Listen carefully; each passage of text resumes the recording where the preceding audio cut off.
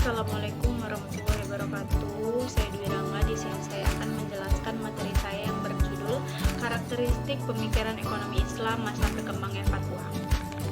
Nah, edisi kali ini kita akan mencoba untuk menampilkan sebagian kecil pemikiran ekonomi sejumlah tokoh ulama klasik terkemuka. Secara umum, periodisasi ilmu ekonomi Islam ini dapat dibagi menjadi tiga tahap besar.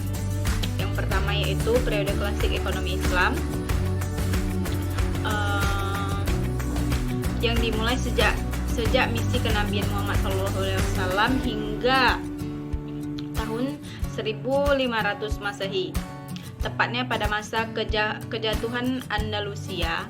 Kedua, periode stagnasi dan transisi dimulai tahun 1500 Masehi hingga 1950 Masehi. Dan yang ketiga, periode resurgensi atau kebangkitan kembali dimulai pada tahun 1900 Masehi hingga sekarang. Tahap pertama adalah fase yang sangat strategis dalam pengembangan ekonomi Islam. Tahap ini merupakan fase perkembangan teori klasik ekonomi Islam yang dihasilkan selama kurun waktu 9 abad. Meski para tokoh ulama yang muncul di tahap ini tidak menyebutkan sebagai teori ekonomi. Selanjutnya, tahap kedua adalah masa di mana perkembangan ekonomi Islam mulai mengalami stagnasi, hampir tidak ada hal baru yang berkembang pada masa periode ini. Pada fase ini yang menjadi representasi utama kekuatan dunia Islam adalah Khalifah Turki Utsmani, dengan kontribusi pentingnya adalah menjadikan wakaf tunai sebagai mesin pertumbuhan ekonomi selama kurang lebih 5 abad. Sedangkan tahap ketiga adalah tahap kebangkitan kembali ekonomi Islam di pentas dunia.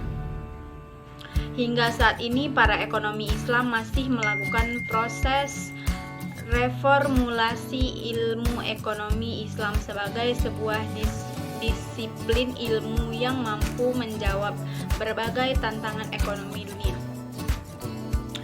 Baik, sampai sini saja penjelasan dari saya. Assalamualaikum warahmatullahi wabarakatuh. Saya Dara Mustika. Saya akan membahas tentang sejarah pemikiran ekonomi Islam Syah Waliullah.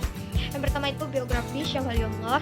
Nama lengkapnya adalah Qutb Al-Din Ahmad bin Abdul Ar-Rahim bin Waji Al-Din Al-Syahid bin Mu'azzam bin Mansur bin Ahmad bin Mahmud bin Kiwam Al-Din Al-Dihlawi. Ia dilahirkan pada hari Rabu tanggal 21 Februari 1703 Masehi atau 4 Syawal 1114 Masehi Hijriah di Buhlat, sebuah kota kecil di dekat Delhi, dan wafat pada tahun 1762 Masehi atau 1176 Hijriah. Beliau dijuluki Syah Waliullah yang berarti sahabat Allah karena kesolehannya yang ia miliki. Beliau adalah pengikut Ahlus Sunnah wal Jamaah dan penganut mazhab fikih Hanafi. Karya Syah Waliullah Al-Hujjatullah Al-Balik fi Asrar Asy-Syar'iyyah berisi tentang rahasia syariat dan filsafat hukum Islam.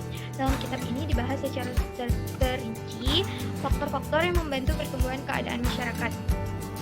Pemikiran ekonomi Syah Waliullah, pemikirannya dapat ditemukan dalam karyanya yang terkenal berjudul Hujjatullah Al-Balihah, di mana ia dapat menjelaskan rasionalitas dari aturan-aturan syariat bagi perilaku manusia dan pembangunan masyarakat.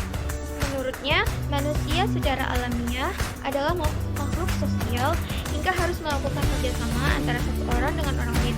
Kerjasama, usaha, atau mudarabah atau musyarakah, kerjasama dengan pengelolaan pertanian dan lain-lain. Islam melarang kegiatan-kegiatan yang merusak semangat kerja itu, misalnya perjudian, riba.